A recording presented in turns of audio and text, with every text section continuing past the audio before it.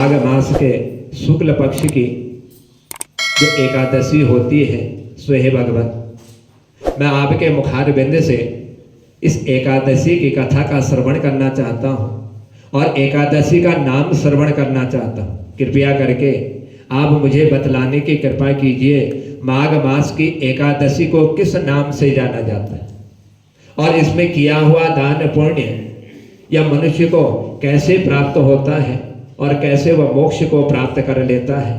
सो कृपया करके आज मुझे यह सब कुछ जो है बतलाने की कृपा कीजिए, क्योंकि मैंने आपके मुखार बिंद से माघ कृष्ण पक्ष की जो एकादशी श्रवण करी थी और जिसमें आपने माघ मास में तिल के दान का विशेष महत्व बतलाया था। सो आज मैं आपके मुखार बिंद से यह माघ शुक्ल पक्ष के एकादशी की कथा श्रवण करना चाहता हूँ। भगवान श्री कृष्ण आज युधिष्ठिर से कहते हैं कि हे युधिष्ठिर, यह माघ शुक्ल पक्ष की जो एकादशी होती है, इस एकादशी को जया नाम से जो है जाना जाता है। यह एकादशी मनुष्य के समस्त पापों को हरने वाली और मोक्ष प्रदान करने वाली यह एकादशी की तिथि जो है सबसे उत्तम मानी गई। पवित्र होने के साथ ही साथ यह माघ मास की जया एकादशी मनुष्य के जन्म जन्मांतर के पापों को जो है भस्म कर देती। और इतना ही नहीं कि हे राजन, यह एकादशी जो है मनुष्य को भोग और मोक्ष भी जो है प्रदान करती।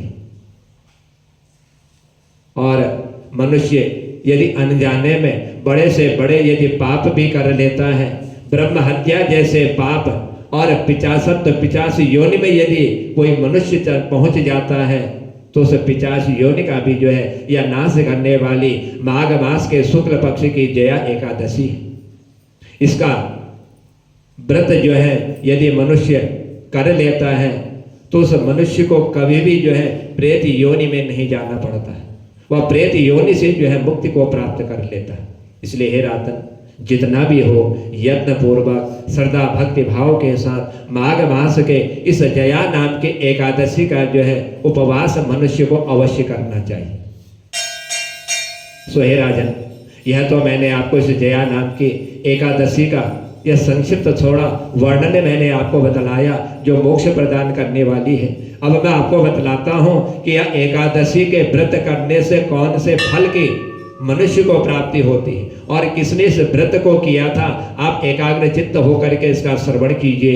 आज श्री कृष्ण भगवान युधिष्ठिर से कहते कि हे युधिष्ठिर, एक प्राचीन समय की बात है कि एक बार स्वर्ग लोक में देवराज इंद्र जो है राज्य किया करते थे और वहीं पर जो है देवगण पारिजात वृक्षों से भरे हुए नंद वन में अप्सराओं के साथ जो है उस समय विहार कर रहे थे। सो हे राजन, 50 करोड़ गंधर्वों के नायक देवराज इंद्र ने एक दिन स्वेच्छा पूर्वक अपनी इच्छा के अनुसार वन में विहार करते हुए बड़े हर्ष के साथ जो है इन गंधर्वों का जो है नृत्य और गायन का आयोजन किया था। और उसमें गंधर्व जितने भी थे ये सब जो है गायन कर रहे थे, जिसमें एक पुष्पदंत और चित्रसेन और उनका पुत्र ये तीन जो है उनमें प्रधान थे, सबसे श्रेष्ठ थे। सो हे राजन, यह जो चित्रसेन था, इस चित्रसेन की स्त्री का नाम जो है मालिनी था। यह मालिनी के नाम से विख्यात थी और इस मालिनी की एक कन्या हुई। सो हे राजन, जो पुष्पवंती के नाम से विख्यात थी, इसका नाम पुष्पवंती था।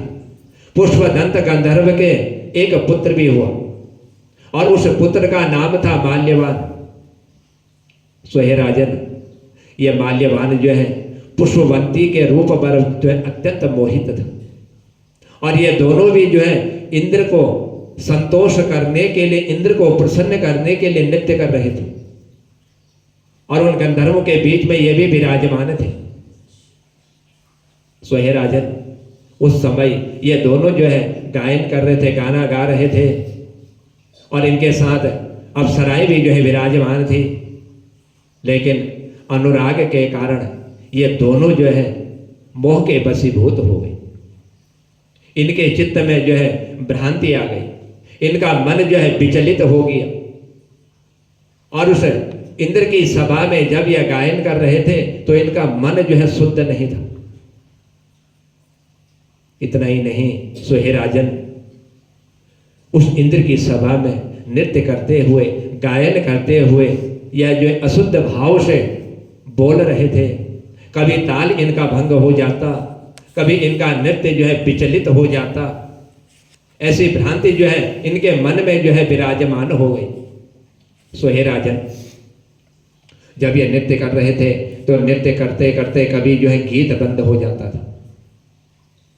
तो यह सब इंद्र देख रहा था। इंद्र ने यह सब देखते हुए विचार किया कि आज मेरी इस सभा में इतने गंधर्वों के बीच में इन्होंने मेरा अपमान कर दिया, और अपने अपमान को समझ करके आज इंद्र जो है बड़े क्रोधित हो गए। सोहे राजन ये तो उस कन्या के वशीभूत होकर के ताल और गायन में भ्रमित हो चुके थे, लेकिन इंद्र जो है अपने मन में शंका करने लगा कि आज इन्होंने मेरी इस सभा में मेरा अपमान कर दिया। इन दोनों को आज इंद्र ने जो है सांप के वशीभूत कर दिया। कहने लगा इंद्र, कह रहे मूर्ख हो, तुम दोनों ने आज मेरी इस सभा में आकर के बहुत बड़ी तुमने गलती की हुई, और तुम दोनों को बड़ा धिक्कार है। तुम लोग जो है पतित हो, और तुमने जो है मेरी आज्ञा को भंग करने वाले, मेरी आज्ञा को तुम न मानने वाले हो, और इसीलिए तुम दोनों पति पत्नी के रूप में रहते हुए पिचासी योनि को तुम प्राप्त हो जाओगे। उस पिचासी योनि में भी तुम जो है पति और पत्नी के रूप में ही विराजमान रहोगे। यह इंद्र ने इनको श्राप के वशीभूत कर दिया। आज जब इन दोनों को इंद्र ने श्राप दे दिया, इस श्राप देने पर आज ये दोनों जो है अपने मन में बड़े दुखी हो गए। विचार करने लगे, सोचा इन्होंने कि इस इंद्र की सभा में हमने इंद्र का कोई अपमान नहीं किया, और बिना अपमान के आज इंद्र ने हमको जो इस तरह से श्राप के वशीभूत कर दी। बड़े दुखी हो गए, पिचासी योनि में पहुंच गए, और पिचासी योनि में जाते हुए आज ये भ्रमण करते हुए हिमालय पर्वत पर पहुंच गए। और जब हिमालय पर्वत में पहुंचे, वहां पर जाकर के पिचासी योनि को पा करके ये बहुत भयंकर दुख को आग भोगने लगे। क्योंकि पिचासी योनि एक ऐसी योनि है जिसमें खाने को तो मन करता है लेकिन खा नहीं सकते, कुछ करने को मन करता है कुछ कर नहीं सकते। ऐसी पिचासी योनि में आज को जन्म लेना पड़ गया। शारीरिक पाप से उत्पन्न आज ये ताप से पीड़ित होकर के दोनों जो है उस पर्वत के समीप जो गुफा थी, उस गुफा में आज ये जो है विचरण कर रहे थे और वहीं निवास करते थे। सोहे राजा जब पिचासी योनि में उस हिमालय पर्वत की गुफा पर विचरण कर रहे थे तो एक दिन पिचास ने अपनी स्त्री पिचासनी से कहा, यह कहने लगा कि हमने ऐसा कौन सा पाप कर्म किया जिससे हमको यह पिचासी योनि प्राप्त हो गई, और इंद्र ने हमको जो है पिचासी योनि में जाने का श्राप दे दिया। हमने कौन सा कर्म किया था, ऐसा हमने क्या पाप कर दिया जिसके कारण आज हमें इस योनि में आकर के हमें इतना बड़ा दुख प्राप्त हो रहा है। नरक का कष्ट जो है अत्यंत भयंकर होता है, और पिचासी योनि भी जो है बहुत दुख देने वाली है। ये दोनों ही मनुष्य को जो है बहुत कष्ट देने वाली होती है। अतः पूर्ण प्रयास करके मनुष्य को जो है पाप से बचना चाहिए।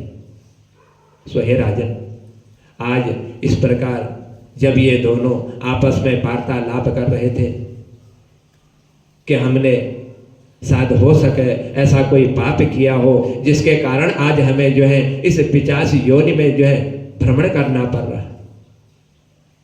इस प्रकार ये बड़े चिंता में ग्रसित हो गए, और बड़े दोनों जो है आज दुख के कारण इनका शरीर जो है सूख रहा था, बड़े निर्बल हो रहे थे, शरीर में शक्ति प्रदान नहीं हो रही थी, शक्ति समाप्त हो रही थी। देव योग से कोई ऐसा पुण्य इन्होंने उस समय किया होगा जब इंद्र की सभा में गायन करने से पहले का इनका जो जीवन था, कोई एक ऐसा पुण्य इनका हो गया जिस पुण्य के कारण आज भगवान की कृपा से माघ मास की एकादशी तिथि जो है इनको उस हिमालय पर्वत की गुफा पर जो है प्राप्त हो गई, जो ये दया नाम से विख्यात थी। सोहे राजन यह माघ मास की जो तिथि है, यह समस्त तिथियों में सबसे श्रेष्ठ और उत्तम मनुष्य का कल्याण करने वाली तिथि थी। जब यह माघ मास की जया एकादशी तिथि आई, उसी दिन इन दोनों ने सब प्रकार से आहार त्याग दिया, कुछ भी भोजन नहीं किया। और जब कुछ भोजन नहीं किया, ना तो इनको कुछ खाने को से हिमालय पर्वत पर मिल रहा था, और ना ही इन्होंने कोई परिश्रम किया कि हम कहीं से कुछ भोजन की व्यवस्था करें और अपनी इस भूख को हम शांत करें। ऐसी इन्होंने कोई भी व्यवस्था नहीं करी, निराहार हो गए। इतना ही नहीं, अन्न तो रहा दूर, बाकी इन्होंने जल का पान तक नहीं किया, जल पीना भी छोड़ दिया। इतना कष्ट इनको हो गया, शरीर इतना शिथिल हो गया कि कहीं से अन्न की व्यवस्था ना कर सके, कहीं से पीने की जल की व्यवस्था नहीं हो पाई। और इतना ही नहीं, अन्न और जल त्यागने के साथ साथ आए इन्होंने उस हिमालय पर्वत पर जो है जीवों की हिंसा तक छोड़ दी।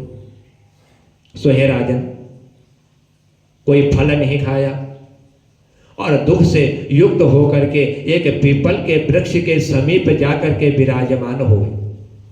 जब पीपल के वृक्ष के समीप विराजमान हुए तो समय जाते जाते आज सूर्यास्त का समय निकट आ चुका था। सूर्यास्त हो गया और सूर्यास्त होने के साथ साथ जो है जो रात्रि का समय प्रारंभ हो रहा था, वह रात्रि का समय जो है इन दोनों को प्राण लेने वाली भयंकर रात्रि जो है आज उपस्थित हो गई। पूरी रात व्यतीत हो गई, पूरी रात इन दोनों को जो है नींद तक नहीं आई। दुखी हो गए, विचार करने लगे, सोचने लगे। इन्होंने उस रात्रि में अपने शरीर के द्वारा कोई सुख भी प्राप्त नहीं की, बड़ा दुख इनको प्राप्त हो रहा था। सो हे राजन, सारी रात व्यतीत हो गई, नींद नहीं आई, मन में विचार करने लगे, सोचने लगे, दुखी हो गए, भ्रमित हो गए। इतना होते होते आज सूर्योदय का समय हो गया और जया एकादशी के दूसरे दिन की द्वादशी का समय प्रारंभ हो गया। उन पिचासों के द्वारा जो है आज उस जया एकादशी के व्रत का जो है पालन हो गया अनायास ही। मालूम नहीं था कि जया नाम की माघ मास की शुक्ल पक्ष की एकादशी आई हुई। मन में भाव आए, देव योग के कारण इनकी बुद्धि ऐसी हुई, जल छोड़ दिया, भोजन छोड़ दिया, फल त्याग दिए, जीव हिंसा करनी छोड़ दी, सारी रात निराहार व्यतीत हो गए। आज वह द्वादशी का दिन आया, इन्होंने जो है पूरी रात्रि भर जो है न जान करके न चाहते हुए, मन में श्रद्धा भाव नहीं थी, अनायास ही रात्रि का जागरण भी इनका संपन्न हो गया। तो उस व्रत के प्रभाव से और आज भगवान विष्णु के सत्य के द्वारा इन दोनों को जो है जो पिचासी योनि में यह भ्रमित हो रहे थे, भ्रमण कर रहे थे, घूम रहे थे, उस पिचासी योनि से आज इनको जो है मुक्ति प्राप्त हो गई। वह पिचास योनि इनके शरीर से जो है समाप्त हो गई और वह पुष्पवंती और ये माल्यवान अपने पूर्व रूप में विराजमान हो गए। जब अपने पूर्व रूप में आए सो हे राजन, उनके हृदय में वही पुराना स्नेह उमड़ पड़ा, जिस स्नेह के कारण इंद्र ने इनको जो है पिचास योनि में जाने का श्राप दे दिया था। उनके शरीर पर पहले के जैसे अलंकार शोभा पा रहे थे और आज ये दोनों जो है मनोहर रूप धारण करके विमान पर बैठे हुए स्वर्ग लोक की ओर प्रस्थान कर गए। और जब ये स्वर्ग लोक को जा रहे थे, आज इंद्र भी जो है इन दोनों को स्वर्ग लोक जाते हुए देख रहा था कि इन्होंने ऐसा कौन सा कर्म कर लिया जिस कर्म के कारण मेरे द्वारा दिए हुए सांप से आज इनको जो है मुक्ति प्राप्त हो गई। आज बड़ी प्रसन्नता के साथ देवराज इंद्र इनके समीप गया। इनके समीप जाकर के आज देवराज इंद्र ने इनको प्रणाम किया। इंद्र पद होने पर भी आज देवराज ने अपना मान सम्मान ना देखते हुए इनको स्वर्ग की ओर प्रस्थान करते हुए प्रणाम करने लगे। और प्रणाम करते हुए उन्हें इस रूप में उपस्थित देख करके इंद्र अपने मन में जो है बड़ा आश्चर्यचकित हो गया। विचार करने लगा, सोचने लगा कि मैंने इनको जो श्राप दिया था और उस श्राप के कारण आज ये पुनः जो है अपने पूर्व वृत्ति को कैसे प्राप्त हो गए, कैसे अपने पूरे उस रूप को इनको प्राप्त होना पड़ गया। रहा नहीं गया इंद्र से उनके ऐसे रूप को देख करके। क्योंकि श्राप दिया हुआ था। या जया एकादशी का ऐसा प्रभाव रहा कि अनायास जागरण और उपवास होने से इनका प्रेतत्व जो है समाप्त हो गया। पूछ लिया इंद्र ने, कहने लगा कि हे राजन, तुम दोनों को जो है मैंने श्राप दिया हुआ था। मेरी सभा में नृत्य करते हुए तुमने ताल भंग किया और मैंने सोचा कि तुमने मेरा अपमान कर दिया। उस अपमान वश मैंने आज तुम्हें श्राप दिया। तो बतलाओ किस पुण्य के प्रभाव से तुम दोनों का यह पिचासत्व जो है दूर हो गया, जिसे पिचास योनि में तुम भ्रमण कर रहे थे, दुखी हो रहे थे, या कैसे दूर होगी? सो कृपया करके मुझे बतलाइए। तुम मेरे साथ को प्राप्त हो चुके थे और फिर किस देवता ने तुम्हें जो है उससे छुटकारा दिया हुआ है? वो कौन देव है जिसने तुम्हें इस पिचासी योनि से मुक्ति प्रदान कर दी? कृपया करके मुझे बतलाने की कृपा कीजिए। आज माल्यवान है देवराज इंद्र से कहने लगा कि हे स्वामी, हम गंधर्व हैं और हम गंधर्व सब आपकी सेवा में हमेशा तत्पर रहते हैं। आपकी आज्ञा का हम पालन करते हैं। भगवान वासुदेव की कृपा और जया नाम के एकादशी के व्रत के प्रभाव के ही कारण हमारा यह पिचासत्व जो है दूर हो गया। अनायास ही हमने जो है रात्रि में निराहार किया, जल नहीं पिया, अन्न तक का त्याग कर दिया। इतना ही नहीं, फल होने के साथ साथ हमने फल का भी त्याग कर दिया। किसी जीव की हिंसा नहीं करी, बड़े दुखी हो गए। सारी रात हम जो है बिना सोए हमने निकाल दी और पूरी रात हमारा जो है जागरण हो गया था। उसी जागरण के प्रभाव के कारण और भगवान की कृपा से आज हमारा यह पिचासत्व जो है दूर हो गया। आज उस माल्यवान की ऐसी वाणी को सुन करके इंद्र ने कहा कि तो अब तुम दोनों जो है मेरे कहने के अनुसार, और मैं तुम्हें आदेश देता हूं कि आज तुम जो है सुधा पान करो। जो लोग एकादशी के व्रत में तत्पर और भगवान श्री कृष्ण के शरण में पहुंच जाते हैं, उनकी शरण ले लेते हैं, वे हमारे पूजनीय होते हैं। और तुमने जो है रात्रि में अनायास ही भगवान की जया नाम की एकादशी का उपवास और जागरण कर लिया। इसीलिए अब तुम जो है पूजनीय हो। इसीलिए मैंने जो है इंद्र के पद पर होने पर तुमको दंडवत प्रणाम किया हुआ है। भगवान श्री कृष्ण युधिष्ठिर से कहते कि हे राजन, इस कारण यह एकादशी का व्रत जो है मनुष्य को अवश्य करना चाहिए, क्योंकि यह माघ मास के जया नाम की एकादशी जो है पिचास योनि में पड़े हुए मनुष्य को भी जो है मोक्ष प्रदान करा देती है। सो हे राजन, जया नाम की एकादशी ब्रह्म हत्या जैसे बड़े बड़े या पापों को जो है नष्ट करने वाली है। जिसने जया नाम की एकादशी का व्रत कर लिया, उसके सब प्रकार के दान भी जो है सफल हो जाते हैं। फिर किसी दान देने की आवश्यकता नहीं होती। एक जया नाम के एकादशी से उस दान का पुण्य का फल भी जो है प्राप्त हो जाता है। और संपूर्ण जितने भी बड़े से बड़े यज्ञ, छोटे से छोटे जितने भी यज्ञ होते हैं, उन यज्ञों के अनुष्ठान का जो फल होता है वह फल भी जया नाम के एकादशी के व्रत करने वाले प्राणी को जो है प्राप्त हो जाता है। सो हे राजन, ये जो जया नाम की एकादशी माघ शुक्ल पक्ष की है, इसको पढ़ने से, श्रवण करने से मनुष्य को जो है देवताओं के निमित्त यज्ञ में जो हवन सामग्री, जो भोज्य पदार्थ अर्पण किए जाते हैं, उन सब का फल जो है उस जया नाम के एकादशी करने वाले प्राणी को जो है प्राप्त हो जाता है। इसलिए हे राजन, यह जो जया नाम की एकादशी है, इस एकादशी का व्रत श्रद्धा भाव के साथ मनुष्य को अवश्य करना चाहिए। आज श्री कृष्ण भगवान के मुखार बिंद से युधिष्ठिर जो है इस जया नाम के एकादशी का श्रवण करते हुए भगवान को दंडवत प्रणाम करते हुए कहने लगे कि हे भगवान, कि हे प्रभु, आज आपके मुखार बिंद से यह माघ मास की मोक्ष प्रदान करने वाली, पिचास योनि से मुक्ति प्रदान करने वाली एकादशी की कथा श्रवण करके आज मैं बड़ा धन्य हो चुका हूँ।